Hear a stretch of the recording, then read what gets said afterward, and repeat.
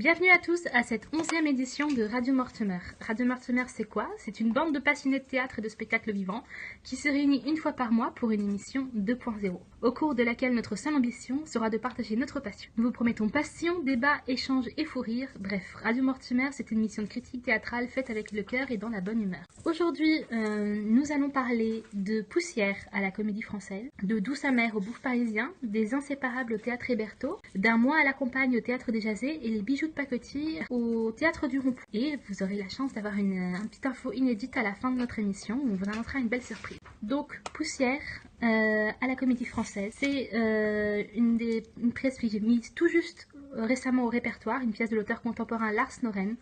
Une pièce écrite au fur et à mesure des répétitions. Il l'a pensée pour la troupe du Français. Sur scène, 10 personnes âgées, 6 hommes, 4 femmes et la fille... un peu simplette. Un peu simplette de l'une d'elles.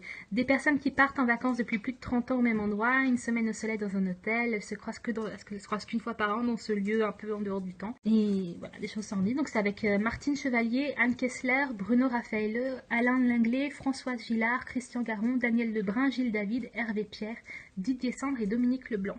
Donc autour de la table pour parler avec moi, donc Théâtrelle, bonsoir. Bonsoir. Le quatrième mur, bonsoir. Bonsoir. Et la nouvelle claque. Bonsoir. Donc pour commencer, un tweet d'Yves Poé.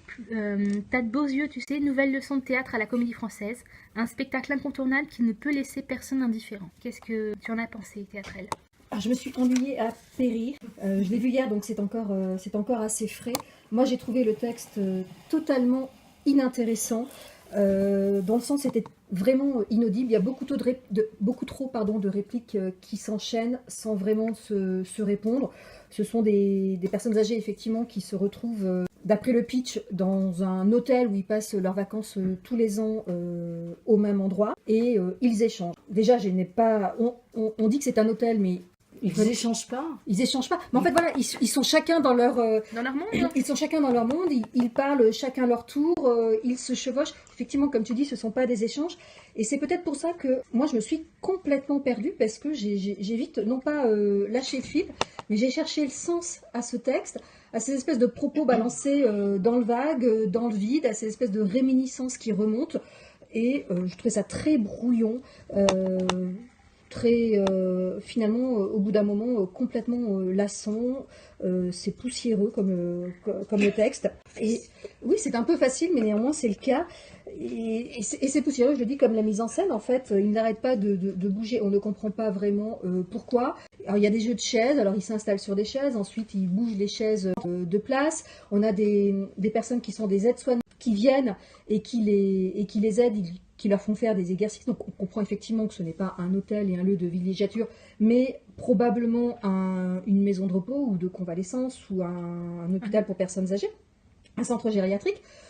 Mais voilà, tout est suggéré, mais pour moi, rien n'est vraiment évident. Dans la mise en scène également, outre les jeux de chaises qui sont pour moi complètement inutiles, parfois les comédiens, enfin les personnes âgées se mettent à tourner sur eux-mêmes ou bien à faire des petits applaudissements avec les mains, côté gauche ou côté droit. On ne comprend pas pourquoi, ça n'a aucune raison d'être. Les soignants avec eux, alors on comprend très vite que les personnes âgées vont mourir et passer de l'autre côté du voile transparent. Les soignants passent également de l'autre côté, donc, alors qu'ils ne sont pas censés mourir, donc pour moi, c'est pas du tout pertinent. Il y a un enfant qui vient de temps en temps sur la scène. Alors, on comprend très vite. On n'a pas du tout vu la même pièce. On n'a pas du tout vu la même pièce. Il y a un enfant qui vient de temps en temps sur la scène. Alors, on comprend dans le récit que c'est une petite fille qui est morte la veille ou l'avant-veille. Dans ce cas-là, pourquoi est-ce qu'elle est du côté des vivants? Alors elle fait des allers-retours, côté des vivants, côté des morts, etc. Ouais, voilà, moi, la mise en scène, c'est gris, c'est terne, la scénographie est moche. Puis les comédiens, ils s'en sortent bien parce qu'on est au français. Dominique Blanc est parfaite, Hervé Pierre, j'adore ce qu'il fait, je trouve ça vraiment très très bon. Ça suffit pas, je me suis ennuyée à périr. On n'a pas du tout vu la même pièce. J'ai l'impression. Moi, j'ai trouvé ce texte très très fort. C'est des ressassements, c'est les ressassements de la vieillesse, c'est des monologues, justement, ils ne communiquent plus, ils sont en marge, ils sont sur une plage, donc au bord de la mer, qui rejette les migrants, parce qu'il y a aussi cet aspect-là. Donc en fait, ils sont effectivement là avec leur répétition de phrases, leurs histoires qui sont interrompues, puis qu'ils reprennent, qui n'intéressent personne. Donc je trouve que ça montre bien la décrépitude.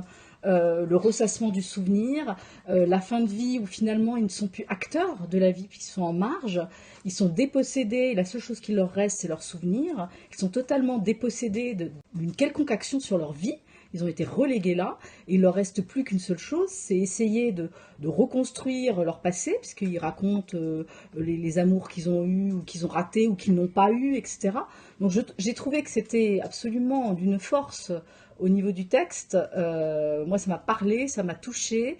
Je me sens totalement concernée par ce type complètement, parce que peut-être je suis confrontée à des gens, enfin bon, c'est quelque chose qui me travaille beaucoup, justement, comment on vieillit, comment on continue à être acteur de sa propre vie, comment on se fait pas déposséder par l'institution, comment tout ça. J'ai trouvé ça, moi j'ai trouvé ça très fort, très puissant.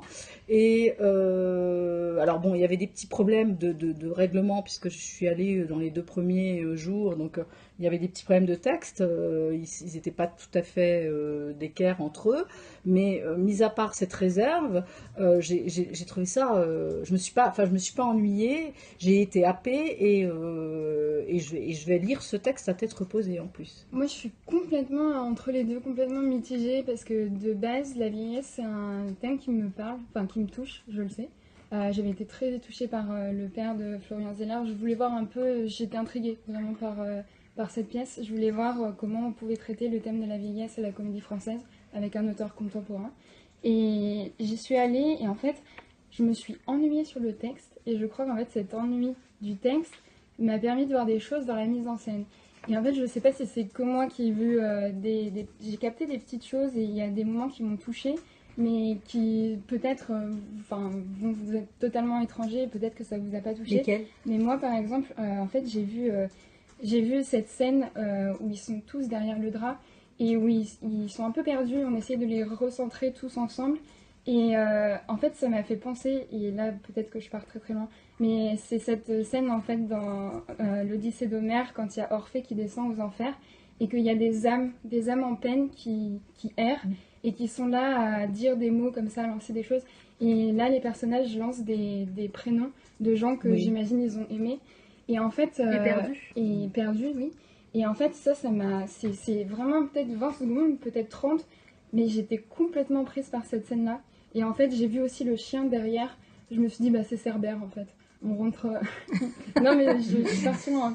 Mais j'ai vu ces petites choses et aussi en fait, je me retrouve un petit peu dans le ressassement. Et ce que tu disais, c'est qu'en fait, tant qu'on parle, quelque part on existe parce qu'on s'entend encore.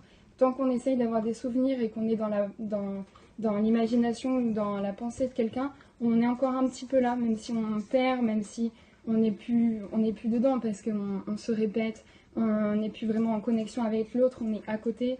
Et donc du coup, je suis vraiment très mitigée parce que c'est trop long, cette manière de mettre des personnages l'un à côté de l'autre qui ne se parlent pas et qui du coup, c'est assez épuisant. Enfin, à un moment donné, on a compris quelle est la trame, on comprend voilà, qu'est-ce qui se passe, mais c'est un petit peu long et pourtant dans la mise en scène, j'ai vu aussi des choses. Donc, complètement. Et la durée, elle est justement là pour montrer cette espèce d'attente infinie vers la mort. Il y a plus de projet, il y a plus de projet de vie, il y a plus de capacité il y a juste à être là dans l'instant, sur ce bord de plage, à essayer de continuer à vivre en se souvenant qu'on a vécu. Donc moi j'ai trouvé que si ennui il y a, enfin moi je me suis pas ennuyée, mais si ennui il y a, je pense qu'il fait complètement partie et en fait, de la démonstration. Le passage, en fait, quand ils meurent tous un par un et qu'ils prennent la porte côté jardin, qui passe derrière le voile, c'est une fois, 2 fois, 3 fois, ça va, on a compris. Et à la fin, vraiment la fin de la jeune fille. Là, je me suis dit, quel est l'intérêt ? Elle est glauque. Oui, mais c'est c'est complètement en prise avec ce qui se passe dans la réalité. Des vieux parents qui ne sont plus en capacité de s'occuper de leurs enfants, qui sont diminués, et qui sont obligés de les... Voilà, on va c'est pas terrible, mais divulgacher.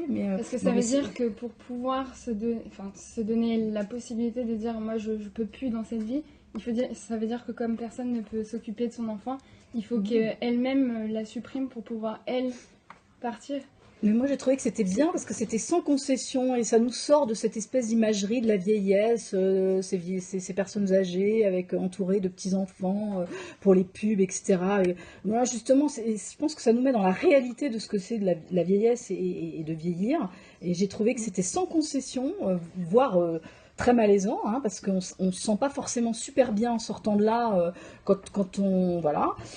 Enfin, moi, je me sentais pas extrêmement bien, mais voilà. J'ai une question. Est-ce que pour des textes qui sont sur la vieillesse, sur la finitude de l'âme, est-ce que tu crois pas qu'il y a des textes qui sont quand même vachement plus forts et qui posent plus de questions et qui sont plus beaux, quoi. C'était celui-là qui était donné. Bien donc, sûr, voilà. mais moi du coup j'ai été un petit peu déçue dans le sens où j'ai pioché quelques trucs, mais j'ai vu sur ce thème et sur toutes ces questions des textes qui étaient plus forts, et notamment Beckett, voilà, si on prend Les Beaux Jours ou si on prend Fin de partie, tout ça, parce que dans la mise en scène aussi il y a un petit peu des échos avec ça, avec Fin de partie, Oh les Beaux Jours, où elle est sous un tas de détritus, là on a toutes ces poussières, tous ces trucs. Ça se veut pas du tout métaphorique ou poétique ou quoi. Moi je trouve que dans c'est ce ça cas-là, qui est c'est bien, bien. c'est hyper réaliste et c'est ça que voilà. Par rapport à Beckett qui n'est pas Un mot de la C'est fin. glauque.